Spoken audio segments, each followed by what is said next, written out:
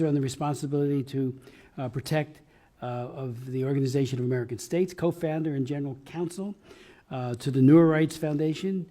He's also the U.S. chair of the Raoul Wallenberg Center for Human Rights, and where he is previously a senior fellow, and he has done a yeoman's work on this case.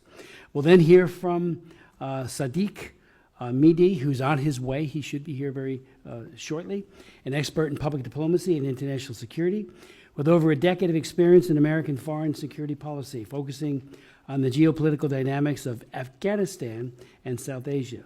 Mr. Amini has played a pivotal role in policy analysis, outreach, and crisis response, including advising on the U.S.-Afghanistan bilateral security agreement and coordinating vital evacuation efforts during the Taliban takeover, earning him the U.S. Department of State's Heroism Award. Then we'll hear from Ben Linden, who is the Advocacy Director for Europe and Central Asia for Amnesty International USA, where he works to advance human rights in U.S. foreign policy. Prior to joining Amnesty, Ben served as the U.S. Department of State, the U.S. Commerce Department, and the Office of Oregon Senator Jeff Merkley, who we all know very well, because I serve as co-chair and Jim has served as co-chair of the China Commission, and he's served very great in that capacity. He has also worked, you being Ben, as the Asia Society in New York and taught English in South Korea. So, Mr. Bukhari, the floor is yours. Thank you, Co-Chair Smith, Co-Chair McGovern, honorable members of Congress and the Commission.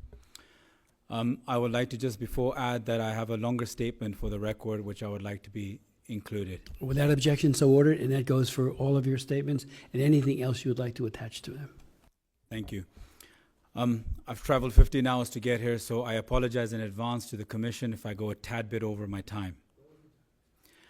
I could stand here today and talk about all the injustices unfolding in Pakistan, but today I want to give you the context, the story behind the headlines, so you can truly get a grasp of what is happening and why. Let me start with the event that shattered whatever remained of a Pakistan democratic facade, the general elections of February 8th, 2024. These were the most brutally rigged elections in Pakistan's history. The rigging started months earlier than the actual election day. They stole the symbol of our very part of the party, which was the cricket bat, so voters couldn't identify us on the ballot. Our candidates were forced to contest as independents, creating chaos and confusion. Nomination papers were rejected, rallies were banned, banners were torn down, flags were forbidden, leaders were jailed, exiled, driven underground. Many of them are here today. Yet, the people of Pakistan rose to the challenge. And one of the highest turnouts in our history, the Pakistanis came out and voted for change. Independent data and independent observers have both shown with academic fact that PTI-affiliated candidates have won over 170 to 180 seats in the existing parliament. Unfortunately, overnight, from 24 to 72 hours, those results were all changed.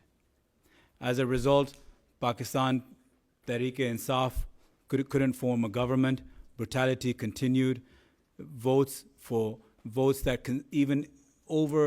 were too many votes for even the constituency that even held the amount of constituents. So if a constituency had 400 votes, somehow the person who got the vote changed in Form 47 had 450,000 votes. So overnight, populations grew by 50 to 100,000.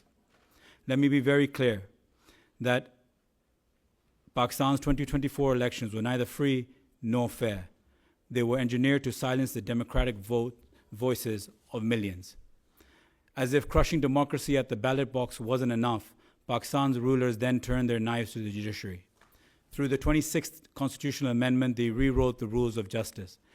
They stacked the Judicial Commission with politicians, loyalists, stripping judges of independence. Our courts, once a check for executive power, became a tool of the power. Previously, judicial appointments were driven largely by senior judges, themselves ensuring a measure of autonomy and judicial independence. It subordinates the independence of judiciary to political interest, erodes public confidence, no longer impartial, and became an extension of the executive. It violates the Pakistan Constitution itself from Article 175, which enshrines the separation of power, to Article 10, which guarantees every individual the right to a fair trial before an impartial, competent court. The UN Special Rapporteur on Independence and Judges and Lawyers has said, quote, real risk to judicial independence and individual rights to a fair hearing by a competent, independent, and impartial tribunal. The ICJ has described it as, quote, a serious threat to independence of judiciary. In 2023, a Supreme Court bench declared that civilians could not be tried in military courts. However, the 26th Amendment, a larger hand-picked bench, reversed that ruling.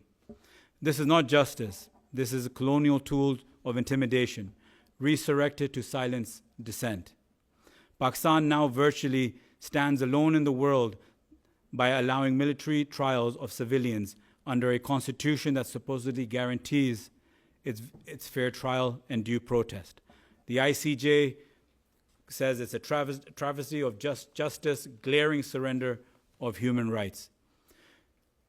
I want to add that these military courts, after May 9th, 2023, convicted 104 civilians, mostly PTI supporters, voters, or activists, were sentenced to a prison term of up to 10 years. Every single one of them was convicted, so 100% conviction rate. These trials were held in secret, in dark rooms where family and public were barred from attending. No charge sheets or judgments have been published till date. Trials happen, documents are hidden from lawyers and the legal team, so not a single document can leave that courtroom till date. Judges are army officers, and appeals are given not to civilian court judges, but rather to the army chief himself, who will then hand it down to his subordinates to make a tribunal, to come out with whatever decision they want with no justification or evidence. Even the sentences are arbitrary. Some were jailed for a year, others were jailed for a decade. No clear reason except political punishment. An example is Barrister Hassan Khan Niazi, Imran Khan's nephew, who was sentenced to 10 years despite minor allegations. This is a purge, it's not justice.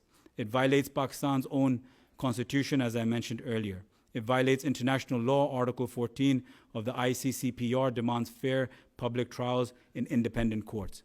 From the US State Department to the EU, to the UK, Human Rights Watch, and the ICJ, the world is united in condemning Pakistan's military trials on civilians. Pakistan's Supreme Court, once a beacon of hope, has wavered under pressure, green-lighting this sham proceedings.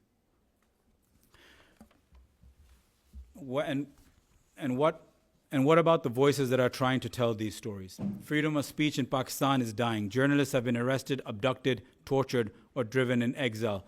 Dr. Moin Pirzada, one sitting right here. Independent shutdowns and social media blackouts are now a standard tactics to bury dissent. YouTube channels criticizing the government or the establishment vanished overnight. TV anchors are blacklisted if they dare to speak even Imran Khan's name, which is forbidden on national television. I appear on international media myself, but I am not allowed to appear on local media. The consequences of this are deadly.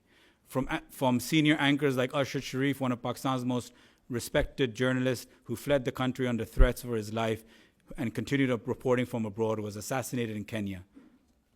There are many cases of exile of our journalists that are abroad. Either they have to take a sabbatical if they don't toe the line, or they have to take exile. Most recently, a magistrate ordered nearly 30 YouTube channels to shut down simply because they expose the truth.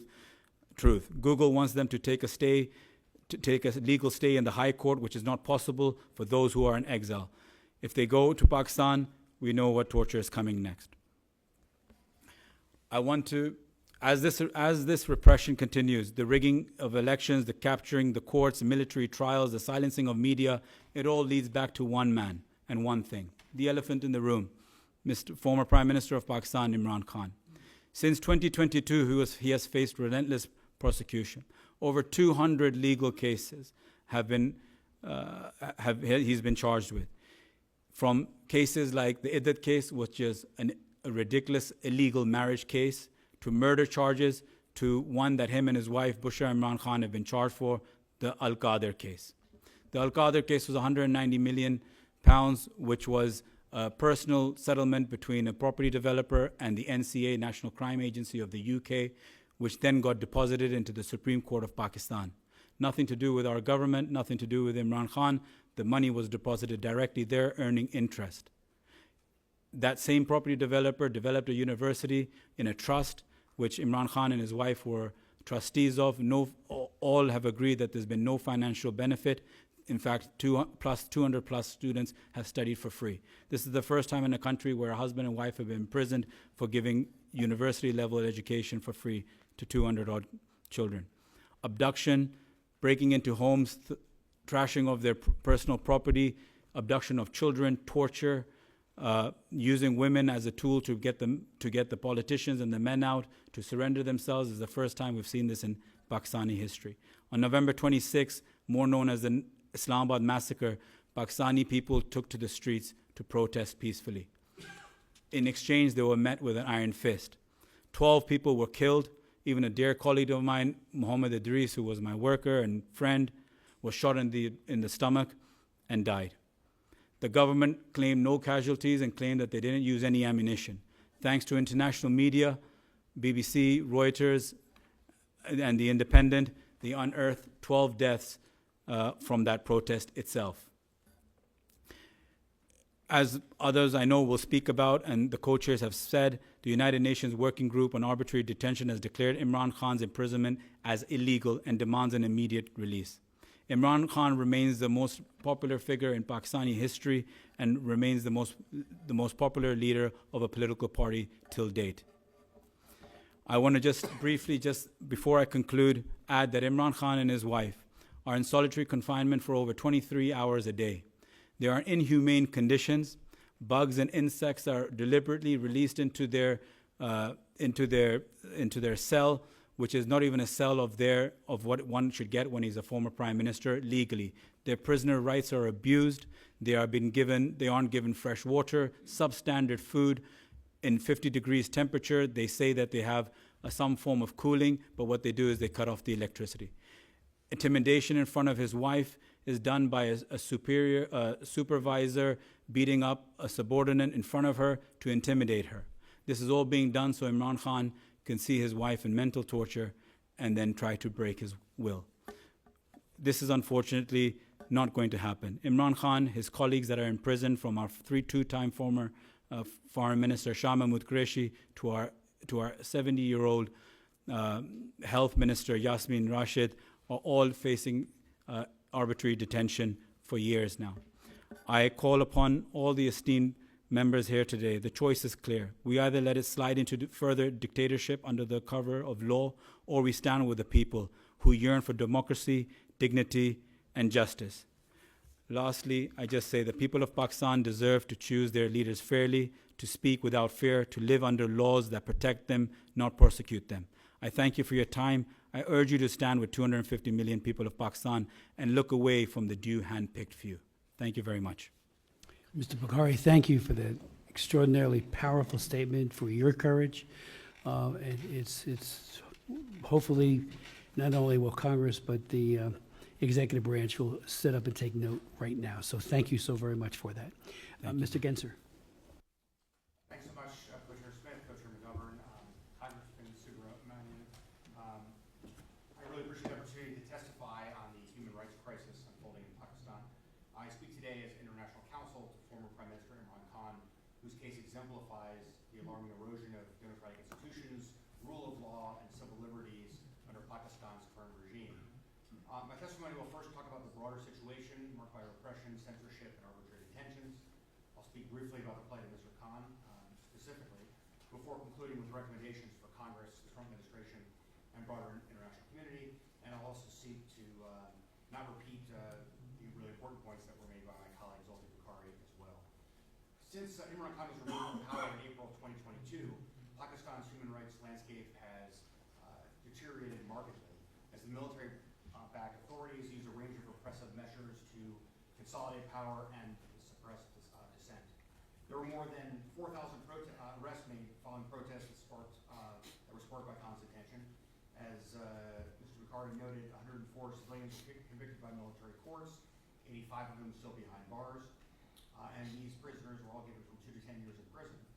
Estimates vary overall, but there are likely more than about 1,100 political prisoners behind bars in Pakistan, while about 8,000 others remain under indictment but are out on bail, awaiting trials to be held. Equally troubling, Pakistan's information landscape has been engineered to elect and keep in power the current regime, and its prime minister, led by its prime minister, Shehbaz Sharif. The general election was supposed to happen in August of 2023, but was held illegally late under the Constitution. I won't speak more about that because Mr. Bukhari covered it.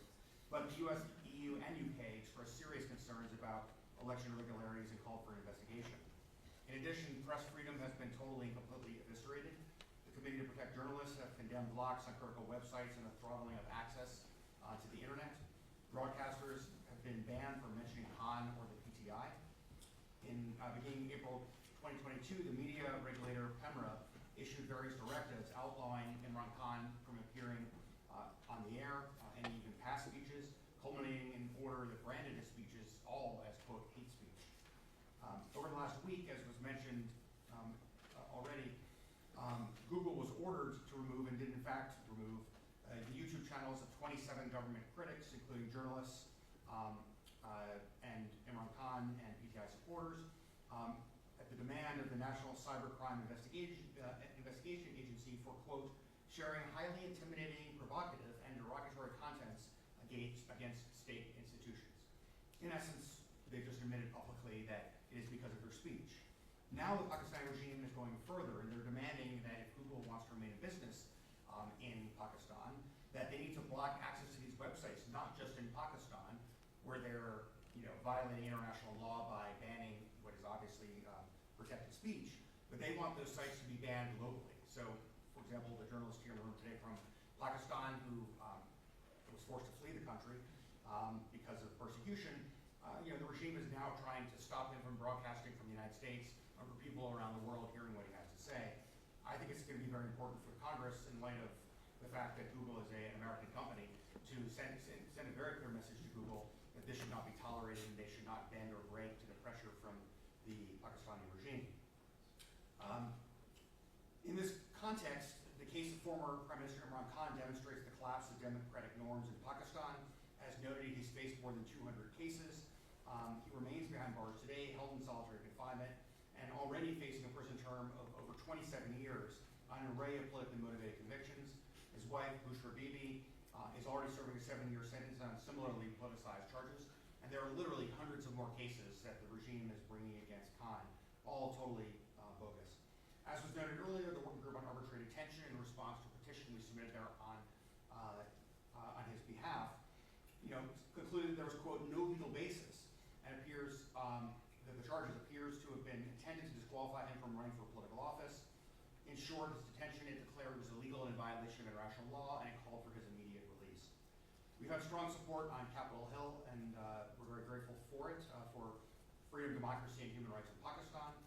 As was noted earlier by Co-Chair Smith, Congressman Wilson and Congressman Panetta introduced the bipartisan Pakistan Democracy Act, authorizing targeted sanctions on officials implicated in gross human rights abuses.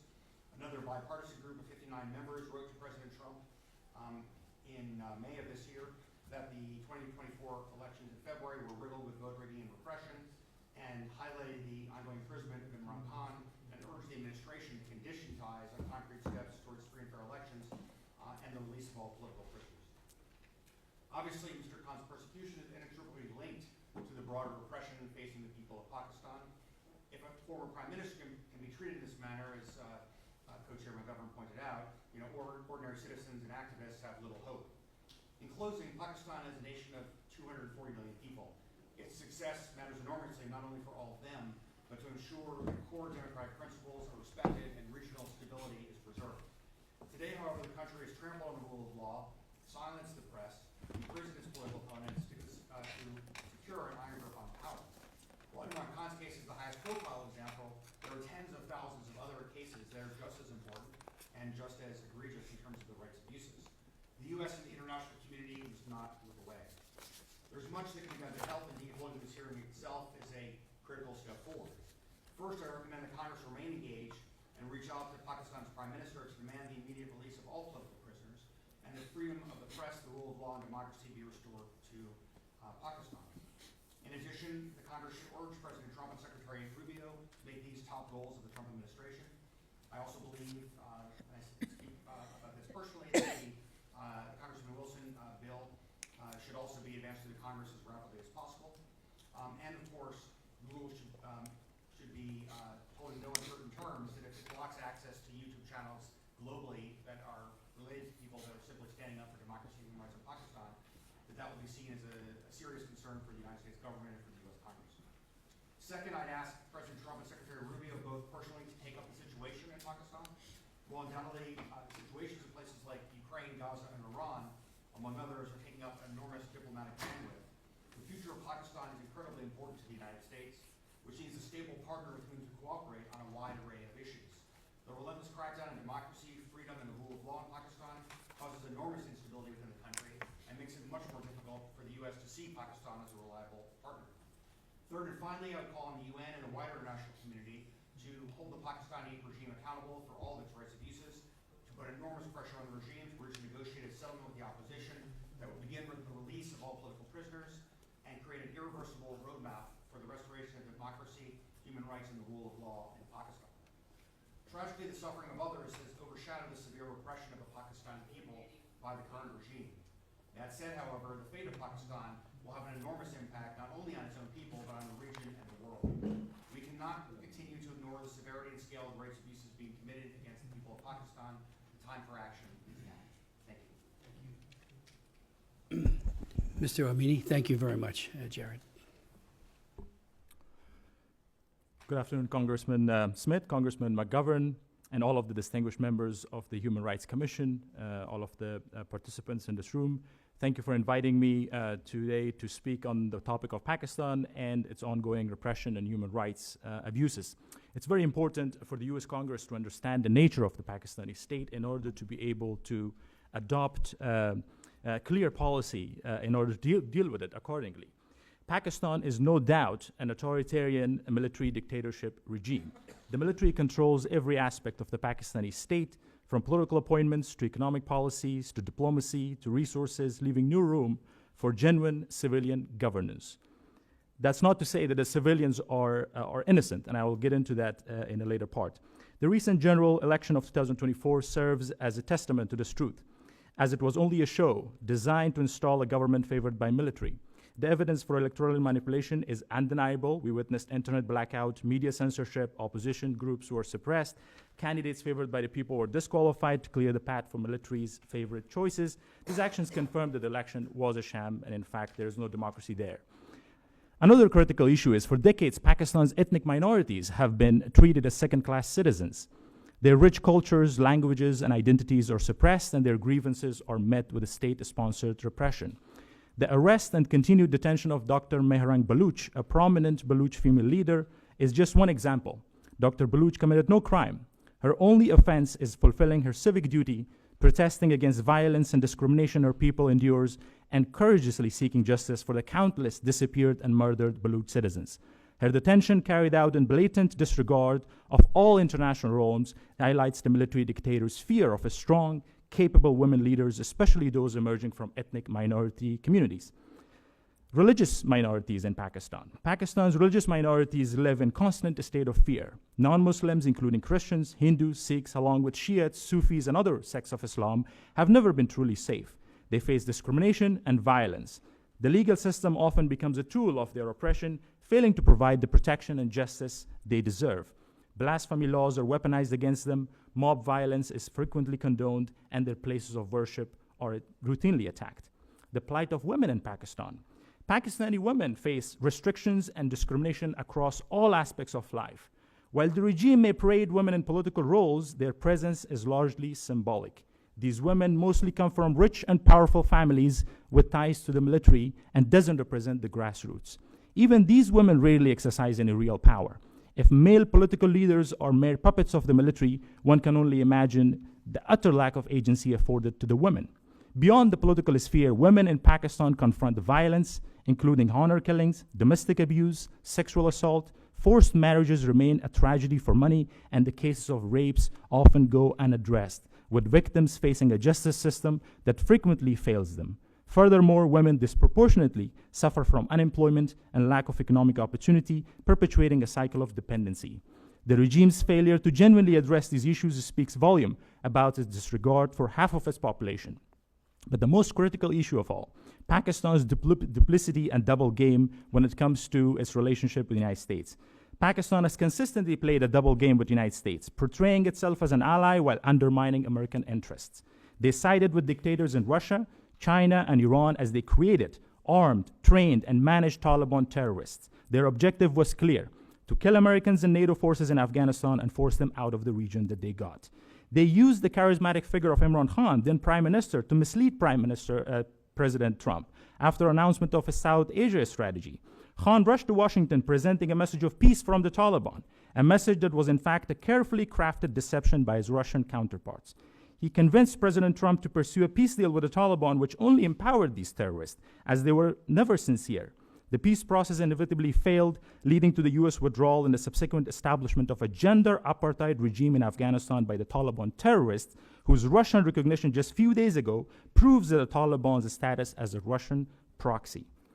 And the civilians played a key role in this. As I mentioned, Prime Minister Imran Khan at the time acted as a spokesperson for the Taliban, as he was going around the world indicating that this group is an indigenous group serving the interests of the people of Afghanistan or serving Islamic identity. That was not the case. And it was later proved, however, the dangers, the terrorism nature, as well as the hatred that they have towards the West, towards women, and all of the ideals that we have. And civilians played a role in that.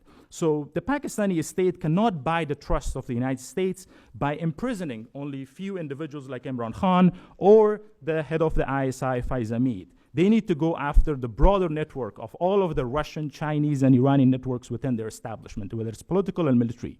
Now, the Pakistani leaders, both military and civilians, complain about the Taliban threats as they seek US assistance to combat them. But even now, according to them, the Taliban is good for Afghanistan but bad for Pakistan. This is a blatant display of their duplicity. Pakistan's ongoing arrest, detention, and forceful deportation of Afghan refugees is shameful and inhumane. These Afghans had escaped the very Taliban tyranny that Pakistani leaders helped bring to power, and now the Pakistani regime is forcibly sending them back. What kind of human beings force refugees to return to a terrorist regime that denies girls access to education, systematically subjugates an entire nation into darkness, and commits unspeakable atrocities? If it wasn't enough to force Afghanistan into this darkness, now those seeking refuge are being sent back. This is inhuman, utterly unjustifiable, and demands the strongest possible condemnation from all civilized nations of the world. A call to action. The United States must hold the Pakistani leaders, both civilians and military leaders, accountable and demand a clear declaration of where they truly stand moving forward. The choice before Pakistani leadership is simple: a stand with democracies or a stand with authoritarians and a state sponsor of terror. That is Russia, China, Iran, the axis of evil, and the Russian terrorist puppet regime of the Taliban in Afghanistan. If Pakistan cannot untangle itself from the axis of evil, then the United States must treat it as such, a state sponsor of terror. The metrics for their alignment with democracies are clear and verifiable. Cut off all ties with the Taliban in Afghanistan. Stop mistreating and forcing Afghans to return, and instead provide legal protection, pathways for them to remain safely in Pakistan until Afghanistan is truly free. Support the anti-Taliban Afghans so they can free their country from the Russian occupation and its terrorist puppet regime of Taliban. A free Afghanistan will naturally lead to the voluntary return of most Afghan refugees. Purge army and political structure from all of the Russian and Chinese agents who are closely working with the terrorists and undermining democratic principles. Open up the political space for all ethnic and religious minorities. Hold a genuinely free and fair election that will naturally cement their ties with the United States and democracies of the world. The time for Pakistan's duplicity is over. Both civilians and military leaders. The United States must demand a clear choice and hold them accountable for the path that they choose. Thank you. Thank you very much, Mr. Amini. Appreciate your testimony and your leadership. I'd like to now recognize Ben Linden for such time as he would like to use. Thank you, Chairman Smith, Chairman McGovern, Representatives Bonamiki and Subramanian, and all Commission staff. Thank you for this important hearing. Today, I will discuss legal and physical attacks against religious and ethnic minorities in Pakistan. These human rights violations contribute to the erosion of rule of law for all Pakistanis, creating an environment hostile to all dissent. The crackdown on freedom of association and expression experienced by the PTI, as described by my colleagues on this panel, should be understood in the context of this larger assault on human rights. First, I'll speak about the attacks on the Baluch activists. The Baluch Yakjati Committee, the BYC, has mobilized thousands to peacefully demand justice, accountability, and an end to enforced disappearances. Yet BYC members who attempt to peacefully protest are arrested, while internet and mobile services are routinely suspended and media coverage of the protests is severely restricted. Dr. Marang Baluch, chief organizer of the BYC, has been under arbitrary detention alongside 5 other activists since March 22nd. Meanwhile, the Baluchistan Assembly recently amended its provisional anti-terrorism law to allow for detention up to 90 days without charges. The activists could have their sentences extended further under this law. Last week, the BYC announced that its detained activists had been relocated and that their families were being denied access. Dr. Marang and the other activists have not been given due process and should be freed. The past 6 months has also seen a marked increase in enforced disappearances and extrajudicial killings targeting Baluch activists. Just 2 weeks ago, BYC member Zishan Zahir was abducted. 8 hours later, his bullet-ridden body was dumped. These cases are part of a systemic attack on the rights of the Baluch community. Turning now to religious minorities. For decades, Pakistan's penal code has barred members of the Ahmadi community from calling themselves Muslims or practicing their faith in public. Harassment and restrictions against Ahmadis spiked around Eid holiday last month, when individuals were forced to sign affidavits to refrain from Eid prayers and rituals. 3 Ahmadis have been killed since mid-April in apparent targeted attacks. Instead of protecting this community, local authorities have arrested Ahmadis, including children, outside of their places of worship around Friday prayers. Even the Lahore High Court Bar Association has lobbied for restrictions on this community. These institutions should be protecting the rights of religious minorities, not attacking those rights. Meanwhile, Pakistan's vaguely worded blasphemy laws are increasingly being weaponized by majoritarian religious groups, while the accused have few means to defend themselves. In 2024 alone, 344 new cases were opened following blasphemy allegations. This caused widespread harassment and intimidation against religious minorities, although most cases were against the recognized Muslim community itself. 10 of those accused of blasphemy last year were extrajudicially killed. Finally, turning to the forced deportations of Afghan nationals. In September of 2023, the Pakistani government announced a phased deportation plan targeting Afghan refugees and asylum seekers. Since then, more than 1 million Afghan nationals have been forcibly returned to Afghanistan. People facing forced return to Afghanistan, including journalists, human rights defenders, women protesters, artists, and former government officials, are at imminent risk of persecution and repression by the Taliban. And I would add that Afghan women refugees' voices would be particularly valuable to this commission, and perhaps they could be invited back for another hearing to update this commission in the near future. Those Afghan refugees still in Pakistan, live in constant fear of harassment, arbitrary detention, and deportation, with no due process or lawyers to represent them.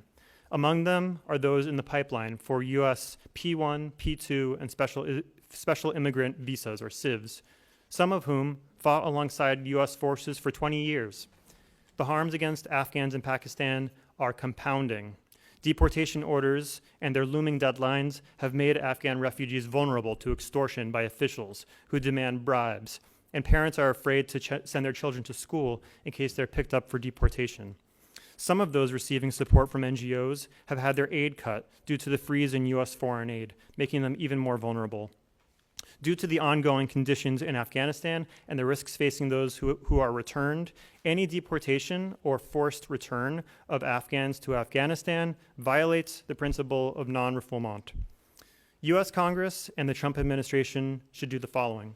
First, call for an end to the harassment, arbitrary detention, and extrajudicial killings of Baluch human rights defenders exercising their rights to freedom of expression and peaceful assembly. Second, call on the Pakistani authorities to release and drop charges against all Ahmadis detained solely for exercising their human rights, in particular their rights to worship freely, and take concrete steps to protect those rights. Third, call on the Pakistani government to repeal all blasphemy laws and laws that discriminate against the Ahmadi community. Fourth, reverse the ban on Afghan nationals entering the United States and allow the U.S. Refugee Admissions Program and the State Department's Coordinator for Afghan Relocation Efforts, or CARE office, to continue to process P1 and P2 visas and CIVs, fulfilling a bipartisan commitment from Congress to support Afghan allies. Needless to say, the dismantlement of the CARE office should be reversed. Finally, or penultimately, extend temporary protected status for Afghans already in the United States, and finally call on the Pakistani government to stop the arbitrary arrests, detentions, and harassment of Afghan nationals and reverse the decision to forcefully deport Afghan nationals. Before wrapping, I want to just add one note, which is to say, to briefly acknowledge that the work of defending human rights in Pakistan and everywhere requires expertise at all levels of government. Amnesty International is gravely concerned by the reckless reorganization of the State Department, the drastic cuts to the human rights and humanitarian assistance, and as of last week, the reduction in force affecting critical human rights positions held by civil servants in the State Department. Congress should act expeditiously, using all oversight, appropriations, and other powers to prevent permanent damage to the State Department's long-standing, long-developed institutional expertise and relationships in support of human rights and refugee protection around the world. Thank you for your commitment to human rights, and I look forward to today's conversation. Thank you, Mr. Linden, for your testimony. Just to begin the questioning, let me point out that you, Mr. Bukhari, in a Reuters piece yesterday, underscored the concerns that you have, I think, with the paramilitary force that's being created, and especially as it relates to the August 5th remembrance of the second anniversary of the arrest of Prime Minister Khan. And I'm wondering if you might want to expand upon that. I'll give a few questions so we can expedite for the other members as well. But to me, that sounds like very ominous. I mean, the military's bad enough. Now they're going to, impress into service some additional people, thugs carrying guns. That's very, very disconcerting. If anyone would like to react to the August 2023 Intercept report that leaked Pakistani diplomatic cable, which then referred to then U.S. Ambassador Donald Lu, of having encouraged Pakistani's military leaders to remove Khan. Is that true? Is it untrue? I don't know. I've read the Intercept article, and I'm just, it'd be nice to, on the record, to know with total transparency if that were true. With regards to the religious freedom and the sanctioning pursuant to the country of particular concern designation, one of the biggest disappointments that I've had with the IRFA law, and I held all the hearings on it back in 1997 and 1998, and then it was Frank Wolf's law, and then did a Frank Wolf International Religious Freedom Act in 2017 that expanded it significantly. And one of the biggest disappointments, no matter who's in the White House or at the State Department, while the designations often are accurate, there's no sanctions. And prescribed in the statute are at least 18 very significant sanctions that can be meted out to a country. Matter of fact, one of the only sanctions on travel was imposed on Modi for what he had done vis-a-vis a number of Muslim people that were killed, the Prime Minister of India. But that's about it. I mean, there's almost nothing. So we are going to be calling on the IRFA office to really look at imposing, especially all the terrible things that they're doing to various people of various faiths, to say, that's it. We've got 18 sanctions here, and we're going to impose them on you. So I do hope that will, and you might want to speak to that in response. On the YouTube issue, which is outrageous, in 2006, I had a hearing that lasted 7 hours on how Google, Microsoft, Cisco, and Yahoo were aiding and abetting the Chinese Communist Party, but Google in particular, by completely censoring all things related to Tiananmen Square massacre and everything else. But they are also opening up their vaults to Chinese Communist Party police, and Yahoo was especially egregious in this activity. And they were going to go after all the human rights activists, the democracy activists. And when I asked all 4 of them under oath, including Google, why are you doing this? Well, we got a request from police.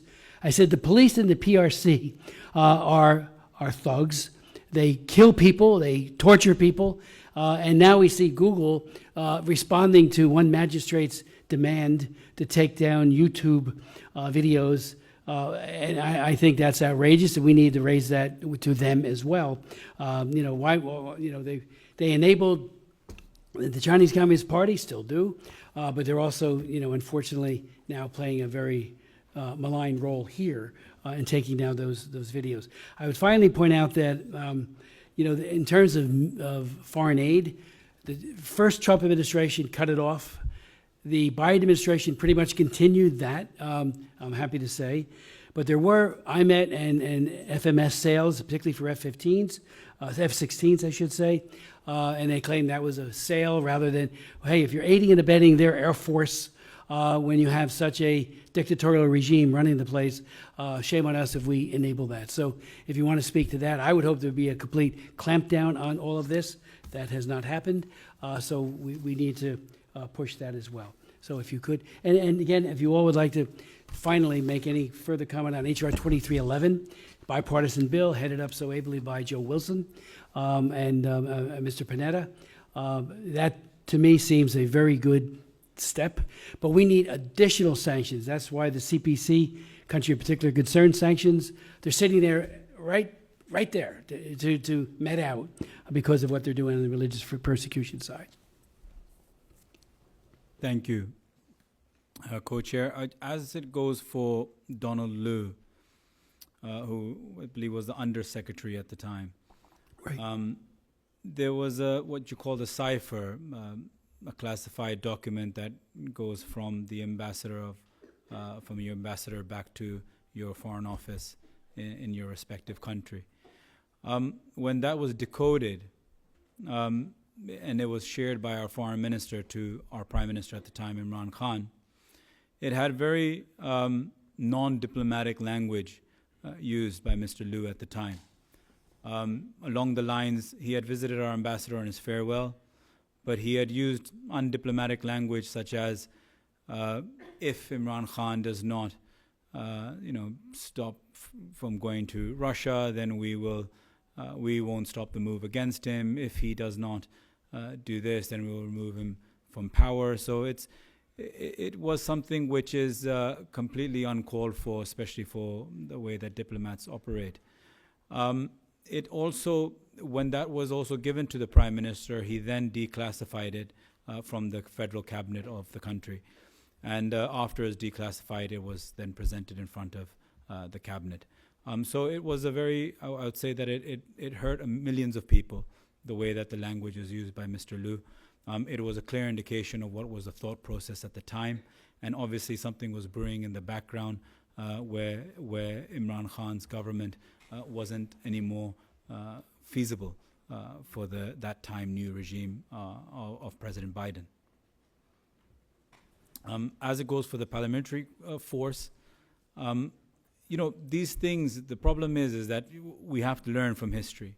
And whenever these things are created, they're not created for the reason of the greater good. They're usually created, especially in the province of KP, where we have our government, to basically be another force and to keep a check on us.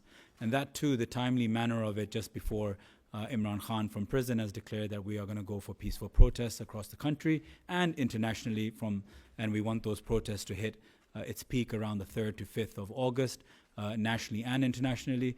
These paramilitary forces have been created in the province where we have right now our government. So there's a massive gap of trust, mistrust between us, and we know that these are going to be used as a further clampdown method in the province where we're ruling. Let me just speak to one of the issues, which is Google's behavior here, because I think it is both shocking and deplorable.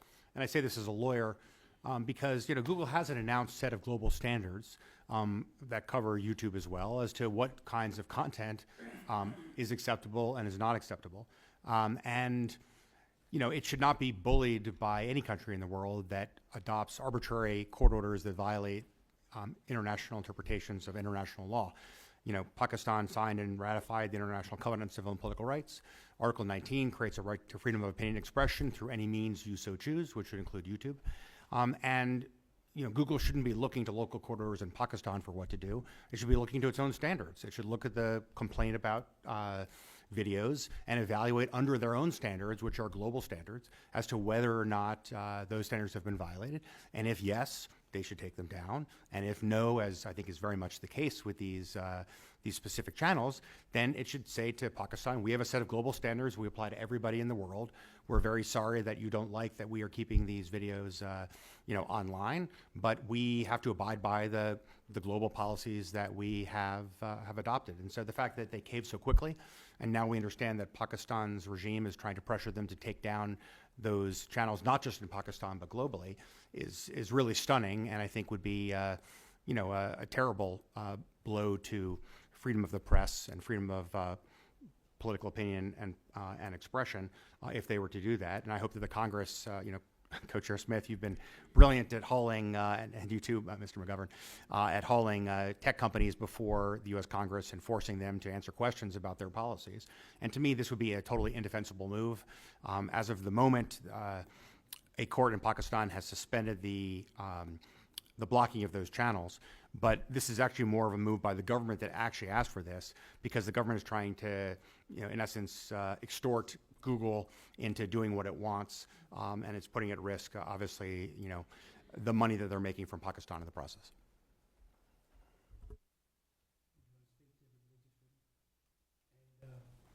Sanctioning pursuant to the IRFA? Thank you, Chairman. So Amnesty International does not engage directly on CPC designations, but that being said, I think looking at the language of the statute, Pakistan certainly engages in systemic, ongoing, egregious violations of religious freedom with respect to the treatment in both law and practice of Ahmadis and those accused of blasphemy. Also, just with respect to your point about weapon sales, I think the spirit of the Leahy law, right, whether technically applicable here or not, should be upheld, and gross violations of human rights should certainly be looked into. And finally, just on the point about the Pakistan Democracy Act, we don't take a particular position on that either, or on the issue of sanctions on Pakistan. But I think what it demonstrates just generally is the degree to which the understanding of these human rights concerns has grown within Washington and around the world, frankly. And that really is just, I want to say, a credit to the human rights defenders, the brave journalists, lawyers and activists who have stood up both in Pakistan and in exile or as part of the diaspora community to really shine a light on these tremendous concerns. So I just wanted to recognize that. And to your point, Congressman, related to the military support that we are providing to Pakistan, I think we have reached a critical stage where the Pakistani leadership need to make a decision. They can no longer tiptoe between the authoritarianism and the democracies of the world. They can no longer be getting support from that side and then from this side, because it's counterproductive. I think the way things are moving in a direction where the Pakistani leadership have to choose. I think the recent meeting that President Trump had with the chief of the Pakistani Armed Forces, Asim Munir, is a clear testimony to the fact that who's in charge in Pakistan, and that they need to make a decision accordingly, that whatever supplies or support that they would need in terms of military for their armed forces, it needs to be aligned, that they can no longer be allowed to have within their entities and structures, whether military or civilian, people who have affinity to terrorism, people who have affinity to Taliban and to people who have affinity to communism in China or the dictators in Russia. And I hope that they make that decision, and we need to make it conditional upon them that as long as they have those ties, that we would no longer be providing them support, and we will no longer be counting upon them in this struggle that is coming up. But if they do make a decision, the metrics are clear, as I have highlighted before, cutting off all the relationship and ties that they have with the Taliban, and then having a genuine democratic process within their country. Thank you. Thank you very much, and I'll be brief because I know there's other people here. But let me first of all thank all of you for being here for your testimony. Mr. Genser, I think you've just sparked a brilliant idea here in terms of Google. I mean, I think what we should do is we should call them in and have a private meeting with them, and if the private meeting doesn't turn out to be satisfactory, we do a public meeting with them. But I do think they need to know that people are watching, and that if they care about Congress, that they ought to care about the fact that we don't like what we're hearing, and so that's something I think we can commit to. I have a vibrant Pakistani community in Massachusetts who engage me all the time, and quite frankly, they're worried about signals coming from our government right now. And I just open this up to anyone here. I mean, can you characterize the relationship of the United States and Pakistani governments, and specifically, what does the Chief of Army Staff Munir's recent visit to the White House say about that relationship, and what that relationship might look like in the future? Because I get a lot of calls from people in my district who are really concerned about that, and I'm just wondering if any of you have any reaction to that. Mr. Bukhari? If I may, it's a great question. I think, as it was stated earlier, that President Trump decided to meet who's in charge and who wields the power in this government. Our defense minister, Asif Khwaja, just recently, 2-3 days ago, gave 2 interviews, if not 3, stating that this is a hybrid government. What that means is for everyone's guess, but it basically means we lost the elections, we rigged it, and now we're sitting here because we have the cover from the military to allow us to sit here. And that's what we're going to call now a hybrid. But in February 2024, they were declaring that they won by a popular vote, and decided to have allies in the parliament. So I think what it is, to say fairly, is that President Trump probably didn't want to waste his time meeting someone with no power, that is the prime minister, and decided to meet someone who's calling the shots. Yeah. No, and I appreciate that answer. I guess some of my constituents are concerned about when I meet with somebody in the White House, I'm bestowing legitimacy on them and giving them respect that, quite frankly, every leader in the world and every official in the world doesn't get. Mr. Genser? Yeah, I mean, I would concur with that analysis. I mean, candidly, I don't think that the Trump administration right now is at all focused on Pakistan. There was a meeting, and there's some things going on, in terms of discussions, I guess, behind the scenes. But I think the point that I'm happy to make publicly to the Trump administration is that, you can walk and chew gum at the same time, and that you need to do so when it comes to Pakistan. And obviously, we don't want to say, we as the United States government are going to have no relationship with the country, et cetera. I mean, we just don't really typically act that way. Even diplomats don't act that way, even with the worst regimes that we engage with. You have to engage with them. The key thing is to put pressure on them and to have President Trump, Secretary Rubio, saying very clearly that, we want to have a positive and strong relationship with Pakistan, but this is what needs to be done in order to get from here to there. And that includes, releasing Khan and the political prisoners and so forth. But I do think we do have to engage with the people that are in power. I mean, we do this, even with Kim Jong-un, and we're trying to do which it with Iran. I would question whether that was a good meeting. No, I wasn't. Yeah, right. That wasn't. No, I guess my issue is, I'm not talking about we don't engage. I'm talking about how and when you engage, and with whom you engage with. I mean, to me, coming to Washington is a pretty big deal, and it is unprecedented for a chief of staff, for a chief of Army staff to to visit the White House and meet with the president. But anyway, so I want a relationship. I think the relationship is good. We need to talk. We need to be talking about the political repression and releasing political prisoners and the future of Imran Khan, all that kind of stuff.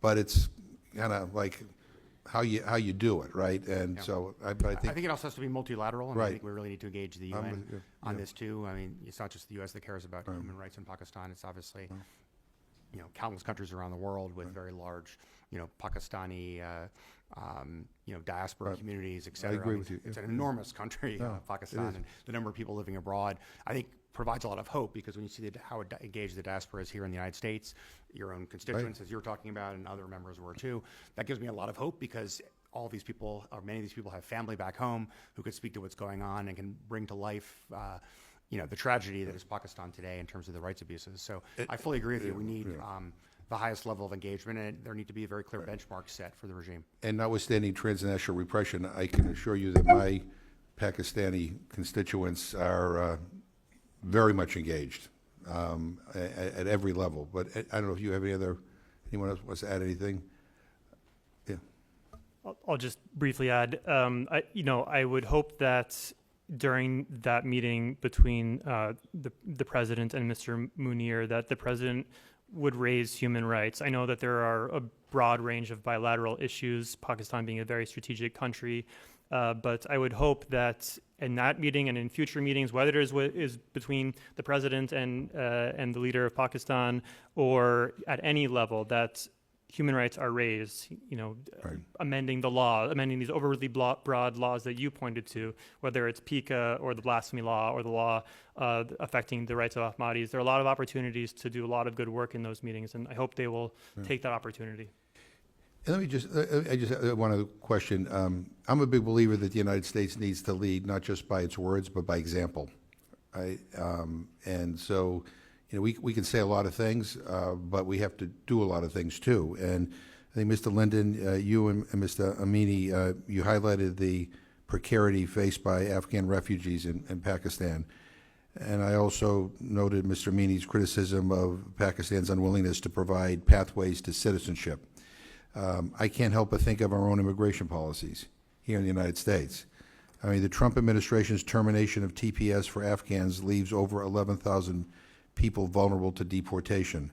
And while I'm relieved that the travel ban on Afghanistan made an exception for Afghans on special immigrant visas, many Afghans who helped the U.S. during the war are not eligible for them. And so I guess my question, and anybody, for you guys, but if anybody wants to chime in, I mean, can Congress credibly encourage the Pakistani government to support Afghan refugees when the U.S. government is unwilling to do so? How might we rebuild our credibility on this issue so that it's not just us saying to Pakistan, do something that we're not willing to do? I think what Pakistan is treatment of the Afghan community deserves condemnation. But I'm just, for us to say you have to treat Afghan refugees better when we're not, it just seems to me to be, I don't know, not particularly powerful. But I open this up. I don't know if you want to add, yeah. Well, thank you very much, Congressman. I think our understanding is that the United States leading the Western world and the way it is doing in terms of immigration is by far the best in the world that we have, the system that we have. And the way they have treated Afghans from the first day that the Afghan Republic was appeared that was collapsed, that they evacuated their allies, they sent military planes and brought all of these vulnerable Afghans to the United States through different ways and channels, while the neighboring countries of Afghanistan, Pakistan, Iran, India, all of these countries, they closed their borders. I'm not going to talk about Chinese and Russians, that they did not do anything on this regard. So I think for Pakistan, what we must say is that this was the first country that has started the deportation of Afghans. And so it's a very tragic and terrible precedent that they set as a neighboring country, as an Islamic neighboring country, for millions of Afghans who had escaped the very tyranny, the Taliban tyranny that the Pakistani leaders imposed upon Afghans. And I understand the concerns of any country, any nation, thinking about the future of the people who have come to their countries and the pathways and whether they are able to support them or not. But one reality that we cannot and we should not forget is what are the circumstances that we are deporting the people to? Currently, Afghanistan is being controlled by a terrorist regime, a terrorist group, a terrorist regime that is a puppet of Russian mafia. It's a terrorist group that has been created, that has been operationalized and managed by the former KGB officers, friends of Putin. It's the same group. The objective was very clear, to force the US and their Western allies, any Afghan associated with them, out. From the first time that they were created to the second time that they were created, the objective was clear, and to force the 50% population of Afghans into subjugation, that's the women of Afghanistan. So basically take the future of the country away from them. And so any nation, any country, when they're looking at sending any Afghan who is desperately trying to flee that circumstance to make sure that their daughters go to school, and they're taking them away from their schools and sending them back to that circumstance, they need to question whether they're truly human beings making that decision. I don't disagree with you. And so I think for the U.S., I think we are still hopeful. The way that they have done so far, we are grateful in how they have been managing this process. And I'm hopeful that there are legal pathways that they're working through and realizing that there is a precedent. Yeah. When the communist regime in Afghanistan was in charge, nobody was forced back. And so hopefully they will consider the same. I hope you're right. I have a lot of Afghan constituents as well who right now are terrified that their TPS is expired. I have others that have relatives that are still in Afghanistan that helped the United States during the war and are still stuck there and are living in terror. I'm just simply saying that what Pakistan is doing is wrong. I think what we're doing is wrong too. Mr. Linden? Thank you, Chairman McGovern, and thank you for your attention to that and for really uplifting the plight of those individuals and the need to restore TPS. We need TPS to be extended for Afghans in the United States. These people are vetted. They have been moved in some cases to camps, but U.S. military camps, and are waiting in limbo for their next stop. We need the care office to be reconstituted as soon as possible. Its dismantlement diminishes all the coordinated efforts that have had bipartisan support over the years for special immigrant visas, P1 and P2s. These are individuals who have fought alongside the United States in some cases. They have worked alongside the United States and our international partners to try to build a better future for Afghanistan. As a result, they have targets on their backs if they are returned to Afghanistan, excuse me. The United States and Pakistan both have international obligations under the ICCPR to practice the principle of non-refoulement, and they both need to be held accountable to doing that. I appreciate that. I thank you again for everything. And Mr. Gensel, we'll get back to you. I think this Google meeting is essential. But again, I appreciate all of you being here. I appreciate it. Happy to help however you would like. Okay, thank you. I yield back and thank the chairman. Thank you very much to the co-chairs, and thank you to the panel of witnesses. I want to start by discussing what you, Mr. Mani, called the plight of women in Pakistan, the effects of the political repression on the women.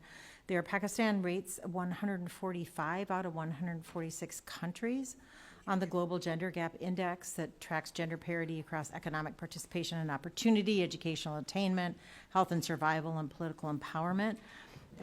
Also, Pakistan is ranked among the lowest in the Gender Development Index, which measures gender gaps and inequalities in health, in education, and in living standards. Only 22% of Pakistani women are in the labor force, compared to 81% of men. And if there were parity, Pakistan's GDP would rise by up to 60%. I think about Oregonian Nicholas Kristof, who wrote a book called Half the Sky, that women hold up half the sky in economics. So I want to ask you, Mr. Mani, and then also Mr. Linden, how has this destabilization, the democratic destabilization, contributed to the gender gap, and what will it take to reverse these trends? Congresswoman, I think the double standard in the way the Pakistani leaders have been treating their own citizens, whether it's women or other ethnic groups, is its full display in front of us. And it's something that I think it's time for the international community, particularly United States, to question them and to call upon them, the duplicity. How could Pakistan claim to be a democracy, or any leader or anybody who speaks on behalf of Pakistan at any platform consider that they are pro-women and women's rights when they support Taliban, who have right now imposed a gender apartheid regime in Afghanistan for the second time? The same group was imposed upon Afghanistan by facilitation of the Pakistani leaders. And it wasn't just the Pakistani military. As I mentioned, the Pakistani leaders, like Imran Khan, a charismatic leader who's supposed to be a very progressive guy on the international platform, he was acting as a spokesperson for the Taliban regime. And not just him, like all of the diplomats and civilian officials, media people, and you could see that duplicity. Was there a time when there was more parity? Tell me a little bit about the history of that.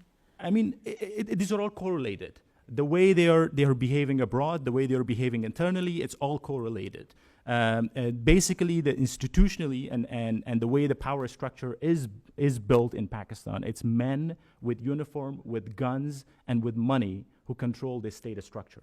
The women are basically treated as a household member and being used from the time to time in politics, basically as a gesture to mislead the world, as if there is women's rights.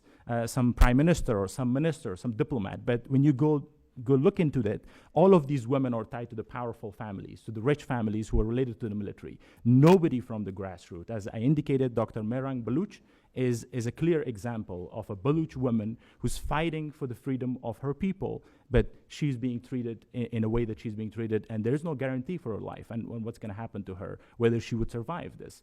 And so the way it's put up, this state structure is a bunch of men, autocrats, authoritarians, with deep-rooted male chauvinistic approach, not just towards women inside their country, but also around the world. And the way they're using Taliban is a clear example. The way they're supporting the Taliban is a clear example of where they stand. Thank you. Mr. Linden, do you want to weigh in on that as well? And then I do have another question. Yes, thank you, Congresswoman Bonamiki. First off, thank you for this question. I think, again, this would be a great topic for a future hearing so that this commission could hear directly from the women and gender diverse people that are directly impacted. And Amnesty International will be happy to help facilitate this in the future.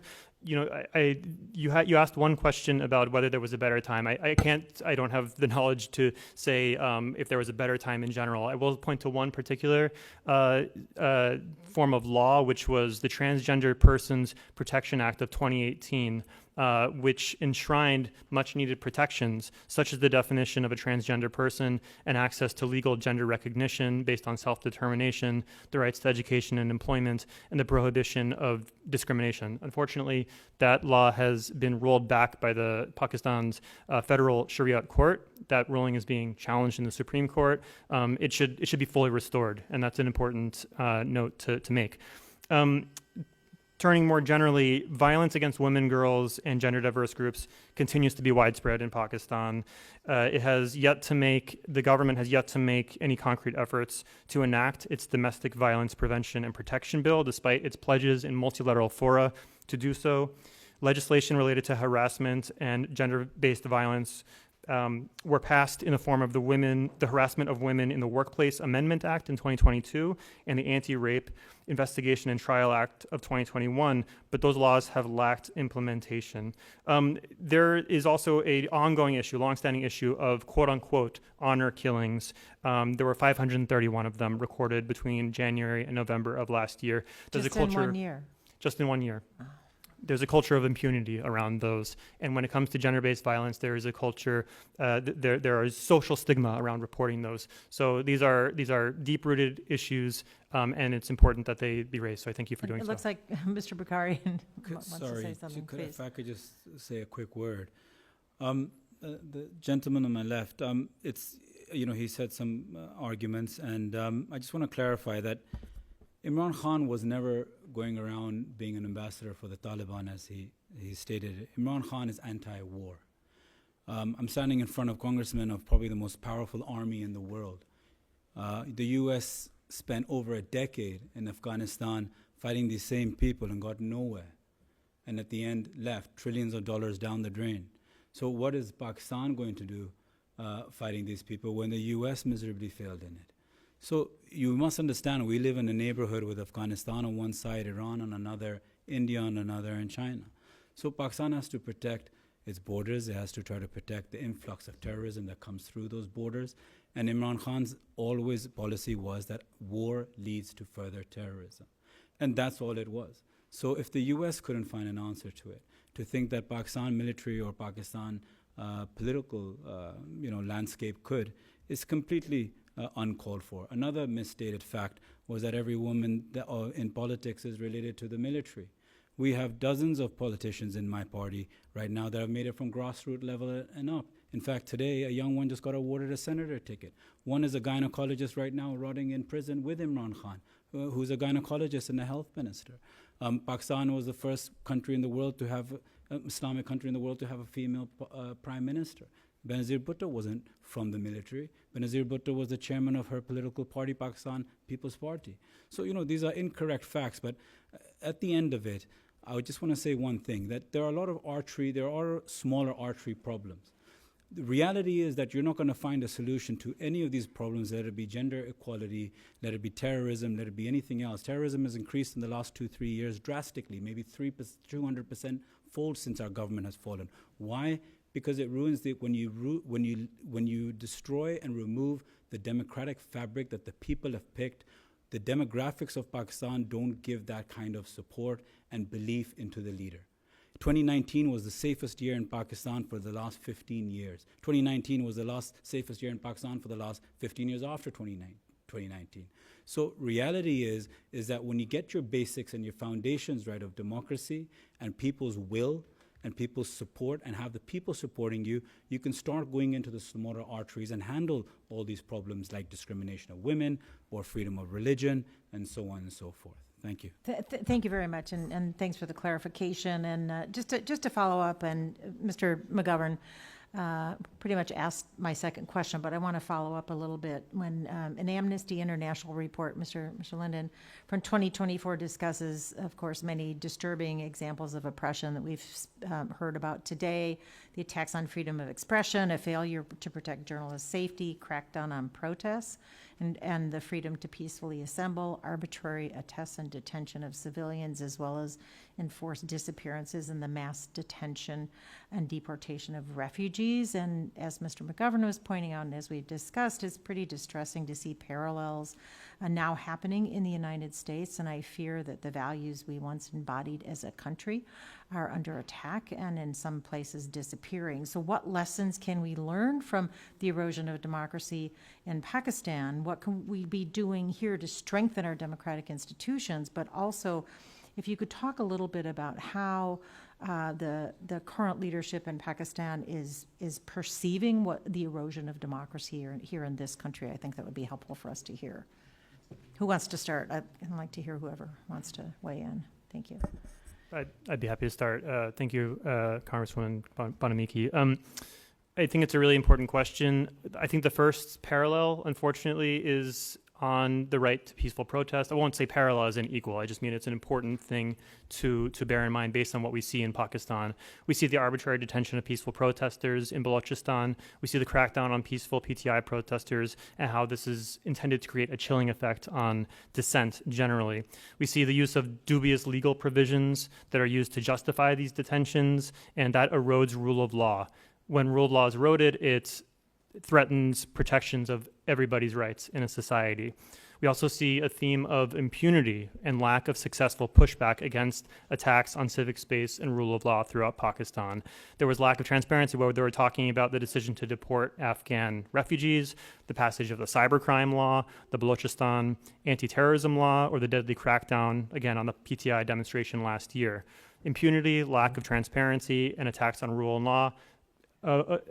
of law enable further crackdowns. So I think the lesson for the U.S. there is that when rule of law is sacrificed for refugees or activists or students or anybody else, it threatens the rights of the whole society. And last thing I would say is Believe it or not, I think the blasphemy laws are instructive as well.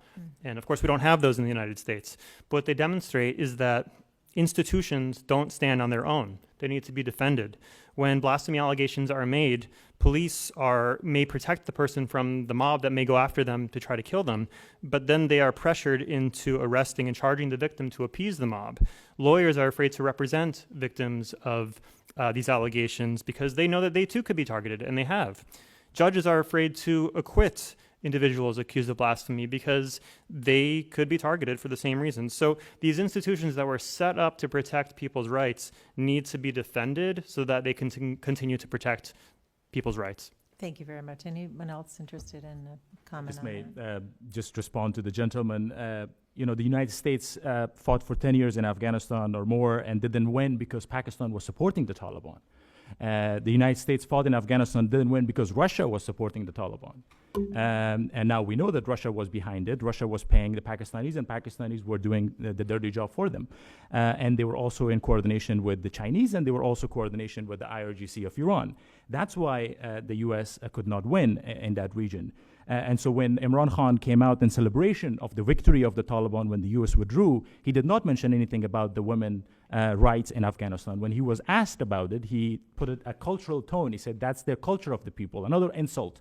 Add an insult to the people of Afghanistan that that is the culture of the people. And so now that the Taliban are becoming an issue in Pakistan, now they know what's the problem that they have created.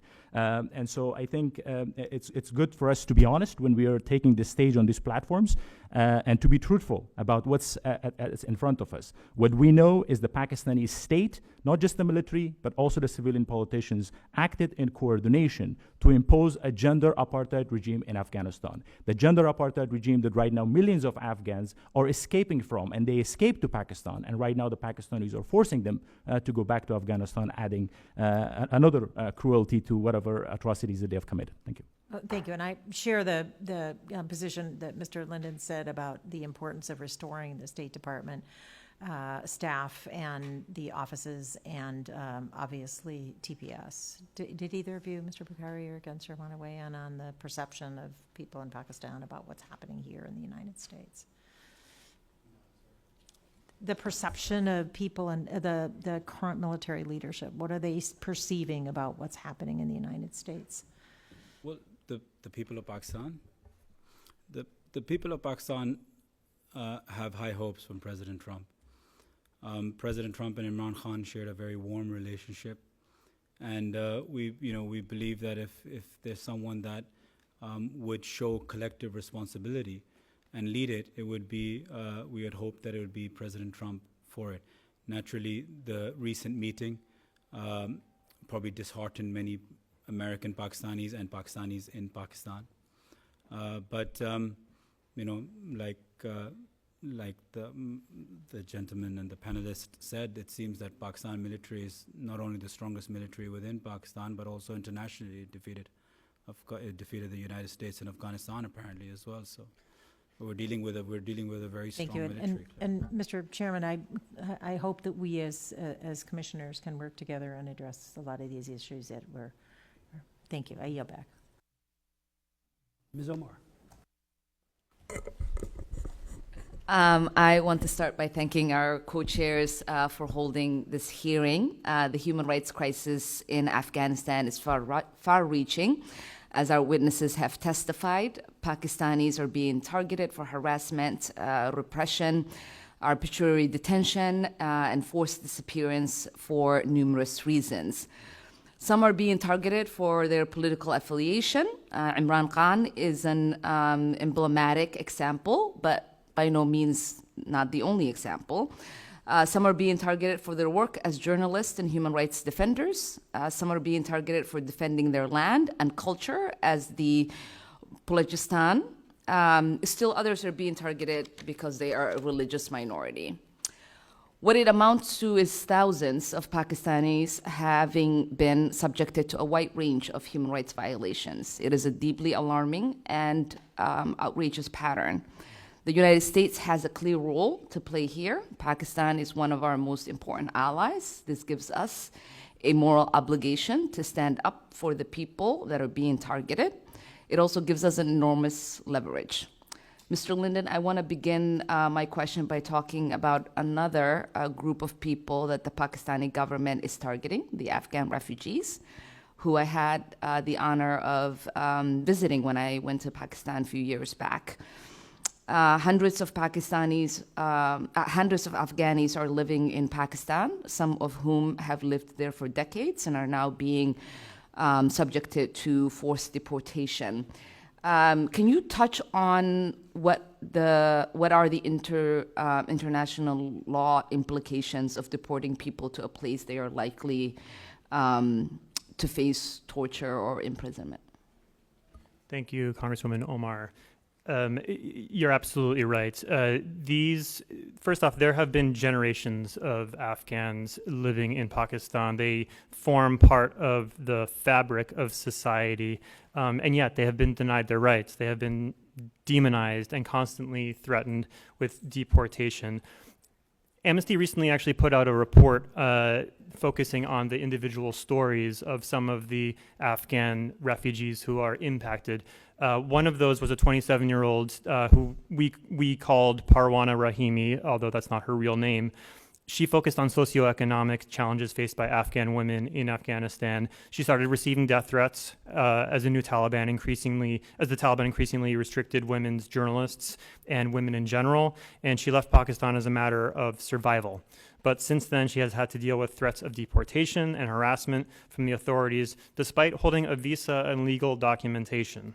She has said herself, "I request the Pakistani government to see us as human beings, not just as refugees, and to extend their support to Afghan refugees facing genuine difficulties." She's also urged agencies such as UNHCR to expedite their processing to relocate refugees to safer countries as the uncertainty and challenges in Pakistan continue to mount. Pakistan put into place in 2023 an illegal, what's called, quote unquote, illegal foreigners repatriation plan, which initiated what may be one of the largest forcible returns of refugees in modern history. Over 1 million have already been deported in violation of the principle of non-refoulement, and that goes, I think, to your question about the international law basis. That is a principle that the United States and Pakistan both have the obligation to uphold. It is central to our obligations under the ICCPR. And again, this is a particular concern for Afghan women and activists. I think it's just critically important for both ends of this equation to be upheld. The U.S. has to continue to allow in those Afghan refugees in Pakistan who have been waiting in line and have been vetted and are undergoing vetting for U.S. visas. They also have to call on the Pakistani government to basically get rid of this quote-unquote illegal foreigners plan and extend the validity of the proof of registration cards held by 1.4 million Afghans in Pakistan currently. And for anybody watching at home or in the room, you can join Amnesty International's calls by writing directly to the Pakistani government, asking them to uphold the rights of these refugees and immediately stop all deportations and renew the validity of these proof of registration cards, which expired on June 30th. So all those 1.4 million Afghan cardholders are in a very precarious situation. I do hope that those calls are answered. There could be some hope in having international pressure that reverses the course. I mean, the President Trump, Secretary of State Rubio have just fired everybody that's working in the care office at the State Department. Last year, under the Biden administration, I was able to meet with the Pakistani ambassador, advocating for them to stop the deportations. It is hard for us to have any sort of credibility right now in engaging in that kind of advocacy when we ourselves are deporting Afghans back to Afghanistan. And we certainly have, as you'd alluded to, hundreds of people that are waiting in different military bases that have been identified. Sending them back to a death sentence. And so I do hope that the public is able to do more than we are able to do as part of the government that is currently carrying out deportations. Mr. Gencer, we have to understand the persecution of Imran Khan in the larger context, as you said in your testimony. What are the implications of the de facto criminalization of the PTI itself for Pakistan's democracy? Thanks, Congresswoman Omar, for the very, very important question. You know, I've represented political prisoners in more than 20 countries around the world over the course of my career, a lot of them political leaders, some Nobel Peace Prize laureates, and so forth. And unfortunately, you see a very similar pattern emerge when authoritarian regime takes over a country and transforms a country from being a democracy, albeit a fragile one, into an authoritarian regime. And it means they go after it from the very start. Anybody that might be in a position to challenge them. And in light of the circumstances in Pakistan, it made a lot of sense, obviously, that Imran Khan would be the first target because he had a very, very popular base of support and still does. But of course, it wasn't enough to go after him because of the wide array of supporters of the PTI in the country, activists and human rights defenders. And from there, you broaden the circle outward to those who threaten you, right? So you go after the media, right? Because any free and independent media can talk about the rights abuses that are being committed. You go after human rights defenders, people on the ground standing up for the rights of women, the rights of religious minorities, and so forth. You go after civil society organizations themselves. You criminalize NGOs, and you go after their bank accounts. You engage in transnational repression to go after those who are speaking out or acting against you around the world. My colleague, Mr. Bukhari, here was the subject of abuse of red notice, where they filed false charges against him. Interpol just listened to what Pakistan asked for and issued the red notice against him, and we were able to ultimately get that taken down within a number of months. But that makes it very difficult, as you can imagine, for anyone even abroad to think about speaking up and speaking out. You now see, of course, them going to companies that are operating in Pakistan and like Google, right? And then trying to criminalize them simply just providing YouTube access to their own population of people who are journalists and human rights defenders and so forth. So it began with Khan and the PTI, but that was not nearly sufficient because Pakistan has such a vibrant civil society and strong tradition of political engagement by its population. And so I think that this is what we've seen, is this extraordinary retrenchment that began with Khan and the PTI, but obviously has proliferated, throughout the entire country and extended out globally around the world against any critics of the regime. Yeah. We're also seeing young members of the Pakistani Communist Party as well being targeted at the moment, right? Undoubtedly, yes. Anybody that is seen as a threat to the regime, and because they're weak and they know it, right? They are very, very afraid. My own experience has been quite interesting over the years, going up against many dictatorships. And I've met with many governments when I represent political prisoners, and the bottom line is, if they were as popular as they thought they were, or as they claimed to be, right, why do you need to repress anybody? Why don't you have free speech? Why don't you have free media? Let people tweet out what they want on X or any other social media platform, access YouTube, right?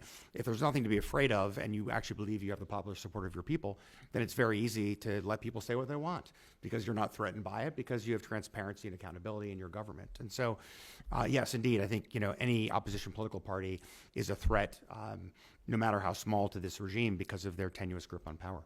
Yeah, and what does this tell us about this government's long-term ambitions and agenda? I'm probably not the best person to speak about that as an international human rights lawyer and someone who has worked on Pakistan issues for more than 20 years, but I wouldn't really consider myself an expert on the internal dynamics of it. What I can just say overall is that, it's a very difficult and challenging environment for the military regime, military-backed regime, to hold on to power because so many Pakistanis globally and within the country are so outspoken and are willing to risk their lives for the sake of their own people and their country. And when you're talking about a country of 250 million with people being as vibrant and as engaged as they are in politics and civil society and activism in the media, right? I mean, this is not North Korea, right? It's a very, very vibrant society that, one can access VPN to get news from around the world, despite the regime blocking it. The regime turned off the internet for 24 hours when the election day happened. And, that didn't stop the world from analyzing the results and saying that this was a stolen election. So I actually have a lot of hope because of the Pakistani people and the diaspora around the world for the future of Pakistan personally. And I think that this is the tidal wave that this current military regime is not going to be able to withstand ultimately. And finally, Mr. Bukhari, you, in your testimony, you mentioned Arshad Sharif's assassination in Kenya. That's sending shockwaves and making it hard for journalists, whether they are abroad or in country, to be able to exercise their ability to do their work. Can you elaborate a little bit about how has that shifted the culture for folks within country, and not just those outside of the country? Sure. I mean, Pakistan in general has over about 200 independent private channels. So actually it was a very vibrant, we had very vibrant media that was always criticizing, questioning, analyzing the government to be. We've always had issues with media and the intelligence agencies, but they've been very minute compared to the overall. This time you see all your top, after Arshad Sharif's death, you see all the top 5, 10 journalists who are the best anchors in our country are either in exile or they've taken gardening leave sabbaticals. Kashif Abbasi is probably one of the biggest anchor. I think you met him in your last trip. He's one of the best anchors in the country, if not the. He's on gardening leave. And reason is because he refuses to talk about weather, on a 9 o'clock show. I'm being serious. And so this is what happens. We've got Dr. Moeen Pirzada, who's one of our most respected TV personalities. He's here in Pakistan and US. He can't go back. And this is happening now across the board. You'll see a lot of people moving towards these YouTube channels. Hence, last week you saw the magistrate court's order. I would just like to say, if I may, Congresswoman, is that when you asked Jared about what's coming, just recently, due to the 26th Amendment, our reserve seats were snatched away and stolen from us. Our reserve seats, believe it or not, are of women, are apportionment of what you have in Parliament. And despite the brutal rigging that we had in the 2024 election, the portion of what you win in the National Assembly, you get given reserve seats, which are for basically women and non-Muslims. Those were snatched all away from us. What's coming in the coming days or weeks is that you're going to see this government now is going to, and the military courts are going to convict even more MNAs, members of National Assembly, in the May 9th cases, in the garb of these May 9th cases. So we're probably going to end up losing another 20 to 30 seats in Parliament because they're going to be convicted for either 10 years or 10 years thingy. So we're going to have less of a majority because despite all of this, we were the single largest party in Parliament still. So in the coming days, weeks, or months, you're going to see them try to decrease our number even further so that they can strengthen themselves. Really appreciate that, and I'd be remiss if I didn't mention this. I know that Mr. Sadiq Amani, you said that the Pakistani government was fighting us and fighting with the Taliban. It's actually the inverse is true. The Pakistani government was helping the United States fight its war in Afghanistan, and actually, I think took a lot of losses, not just in credibility with the Muslim world, who saw them as betraying their allegiance, but also created problems for them with terrorism in itself. So, since you were concerned about us telling the truth in this committee, I just wanted to mention that. With that, Chairman, I yield back. Thank you very much. Just to conclude, as a pivot from this hearing, we will press hard for the religious freedom sanctions to see if that can be done. Raise all of these issues, obviously, with the administration.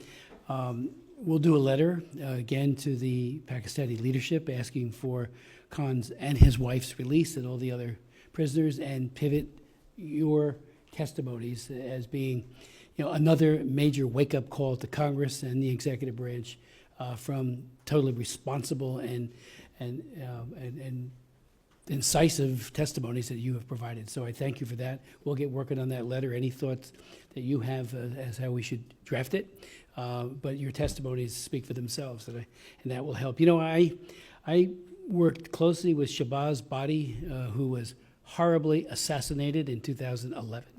Met with him many times. He really had this belief that there could be religious pluralism, that there can be coexistence, and he believed it to his bones, and to the core of his being, and yet he was assassinated. I met with Benazir Bhutto many times, going as far back as the Cairo Population Conference when she was there, or the women's it was in Beijing, and she was a very, very articulate, effective leader. Whether you agree with her politics or not, I agreed a lot with it, but she was very effective. She was assassinated. And now, of course, if we're all talking about, with Arshad being assassinated as well, a prominent member of the media, we need to call out, this isn't just transnational with him, repression, it's transnational terrorism. And we need to make sure that the government knows that we hate it, and we're going to speak out against it and use sanctions to the best of our ability to try to mitigate it. I would point out that presidents have a propensity to meet with all sides. I chair the China Commission. I've worked on human rights in China. I've chaired 107 hearings. I'm barred from going to China these days. I'm barred from going to Minsk these days, Belarus, because of the Belarus Democracy Act, which I wrote in 2004, and have done 3 since. Barred from Russia too. You got that one right. And so what I'm saying is that our presidents traditionally have met with people who are unsavory. Why meet with Xi Jinping? Well, he is the president, but he's also a butcher, and he's committing genocide against the Uyghur, as we meet here again today. But you got to meet with him to fight with him. Even President Clinton had the butcher of Beijing, Cha Haitian, who came here. He ordered the operational commander, sent the tanks in, killed all kinds of people. He goes to the Army War College and says nobody died at Tiananmen Square. I put together a hearing within 2 days, had all of these witnesses who saw it, including the Time magazine correspondent, a editor from the People's Daily who went to prison for trying to report on the truth. And we had an empty chair. We invited him to come too. But he went to the White House. He was now defense minister, promoted because of his brutality. And I did ask the president, don't do that, please, but he did it. But that said, unsavory people, and we got to make sure that when they have that conversation in the White House, it is no holds bars, and they say, look, you may be the chief of staff of the military or whatever you might be, but we find this absolutely objectionable. We're going to speak out. So we're going to follow up on everything. Your testimonies, your courage is extraordinary, and I can't thank you enough for it. And thank you, Jared, for always being a man of so many great ideas. And, we've worked with Jared on a lot of countries around the world, and he is all in on Pakistan, and I thank him for that. The hearing's adjourned.